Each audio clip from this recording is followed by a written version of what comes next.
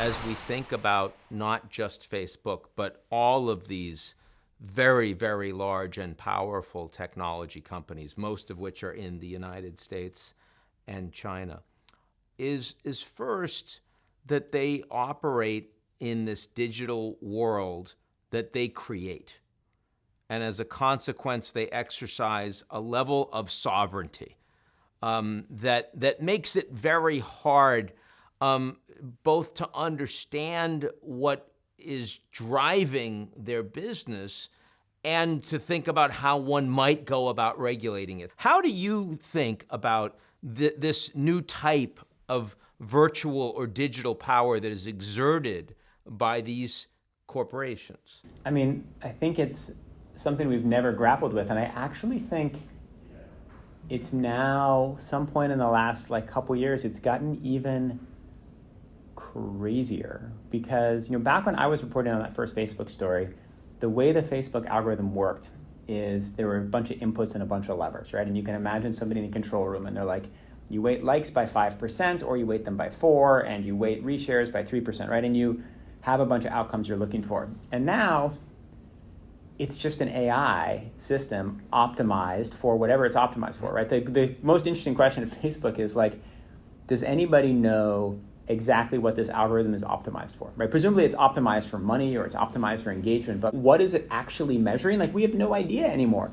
People are always talking about the way to fix these companies to get explainability on their AI algorithms. And the truth is no one at Facebook, the whole point is that the AI is thinking and processing information in ways that no humans can, right? So nobody understands. They've just set the algorithm in a certain direction and it will lead us in ways that no one there can explain.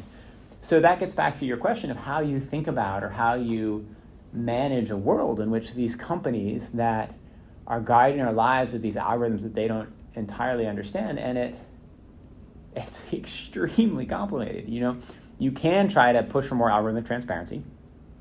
You can, if you are working inside of those companies, try to optimize those algorithms for the most virtuous things possible.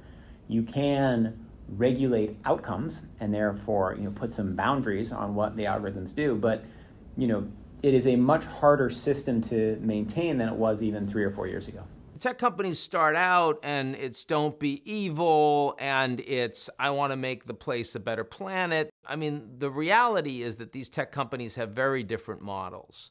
And I'm wondering which models you think are likely to be most successful. Do you see them becoming more national champions with the US or with democracies, with China? Or is it going to be a very different model where digital space just becomes something completely other and separate from governments that don't work very well? What do you think about that?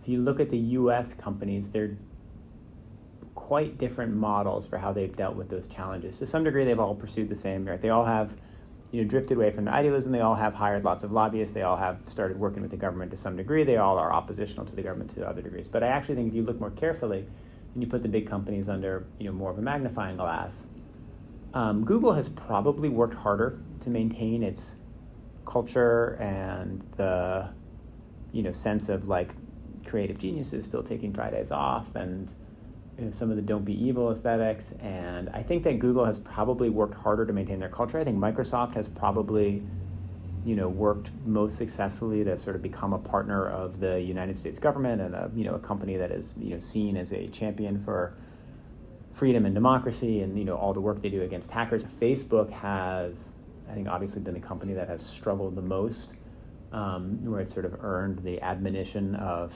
everybody across government, where a lot of the internal culture has become frayed. Obviously, it needs to repair on both of those issues. So right now, they're sort of subservient to the state. My guess is that over time, the large tech companies, whether it's in the United States, China's a whole different matter. So let's just talk about the U.S. Just gradually become more and more powerful, and the state becomes less and less powerful relative to them.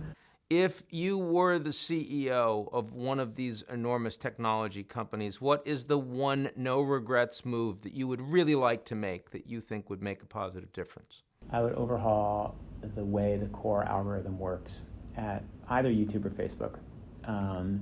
and I would optimize it not for engagement or money, but I would optimize it for whatever the most sophisticated metric I could come up with for, deep human satisfaction. And so I would change the way, the fundamental nature of the way the core product works, and I'm convinced that would be the right thing to do. Secondly, if you were the United States president, you would respond to that question in what way? I'll go back to creating massive federal repositories of data that are made available to all American tech companies or even international tech companies that do business in the United States that allow them to, build, optimize AI algorithms in ways that allow them to compete with the giant conglomerates.